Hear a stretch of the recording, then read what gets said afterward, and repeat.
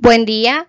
Ahora vamos a abordar el campo del conocimiento español, octavo grado, unidad 2. Las páginas a trabajar son la número 65 y 66 de su libro de texto. El tema del día es lenguaje figurado. Le saluda la docente María Fernanda. Como expectativa de logro, tenemos decodifica y usa estrategias que fomenten la comprensión lectora e interpretación de texto. 2.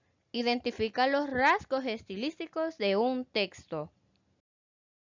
Recordemos que el lenguaje es la capacidad propia del ser humano para expresar pensamientos y sentimientos por medio de las palabras. Bien, ahora vamos a abordar la temática, que es lenguaje figurado. El lenguaje figurado se usa tanto en la literatura como en la poesía para crear capas de significado a las que el lector accede a través de los sentidos, el simbolismo y los dispositivos del sonido. También el lenguaje puede alientar al lector a hacer conexiones con los personajes, la trama, el mensaje más profundo de una obra que crea una experiencia más memorable para el lector. Existen varios tipos de lenguaje figurado, pero los más comunes son símil. El lenguaje símil es una comparación o expresión de lo que hace una semejanza entre dos cosas. Ahora bien, tenemos la metáfora que por medio de una realidad o concepto se expresan por medio de una realidad de conceptos diferentes con los que representado guarda cierta relación de semejanzas. Ahora tenemos el epíteto que por lo general se emplea para producir un determinado efecto estético. También tenemos hipérbole, que es una exageración de un hecho o una circunstancia o un relato. Y por último tenemos la personificación, que representa una cosa en forma de persona, generalmente de un sentimiento o de otra cosa abstracta o inmaterial. Bien, también tenemos lo que es el lenguaje figurado en la poesía, que según lo expresó el filósofo español Rafael Lapesa, el lenguaje literario enriquece el léxico y afina los matices significativos de las palabras. Y en esta funcionalidad tiene el deber de recuperar ciertos términos perdidos y ampliar completamente el lenguaje coloquial. ¿Por qué nos dice que tiene que ampliar el lenguaje coloquial? Porque por lo general nosotros pues hablamos empíricamente porque así lo escuchamos en nuestro contexto.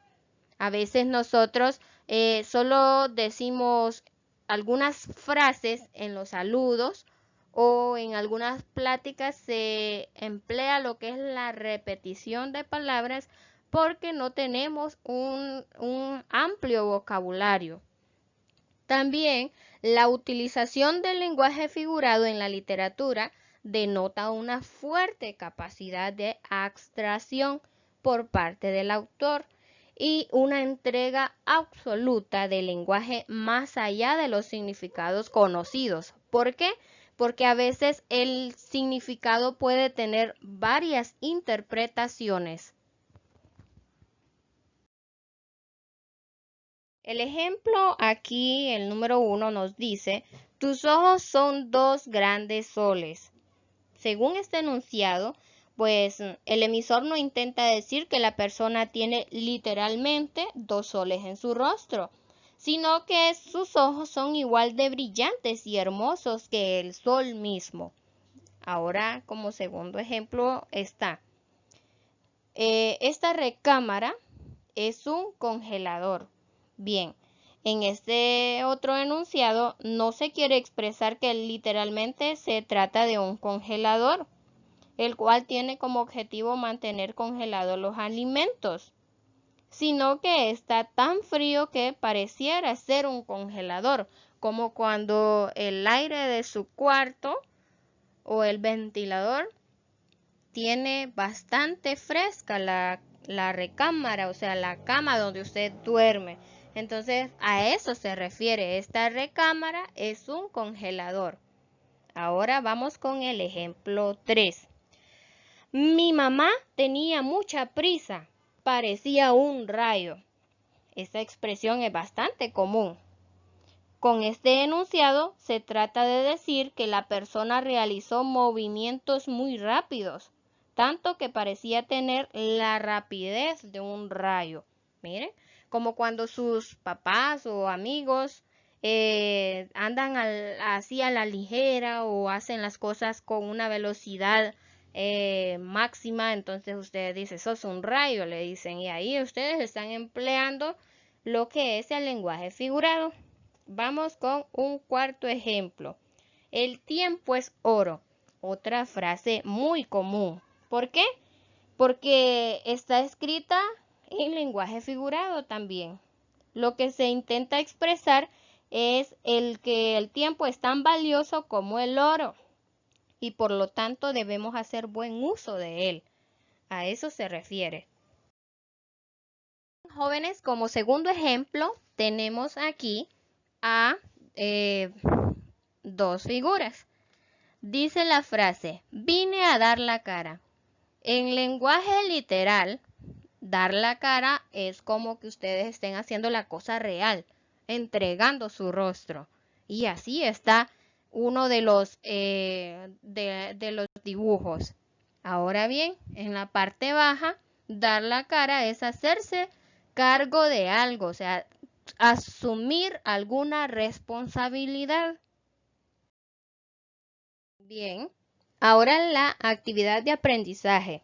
Recuerden algunas frases de lenguaje figurado que hayan escuchado en su entorno, ya sea con sus vecinos, en su casa o con algún amigo. Van a enlistar 10 de esa frase y las van a copiar en su cuaderno. Luego van a dibujar el significado de la frase si ésta lo permite, porque hay algunas que tal vez ustedes puede ser muy complejo para que lo dibujen. Pero en casa, por lo general, siempre hay bastantes frases en lenguaje figurado. Es de doble sentido, no lo olviden.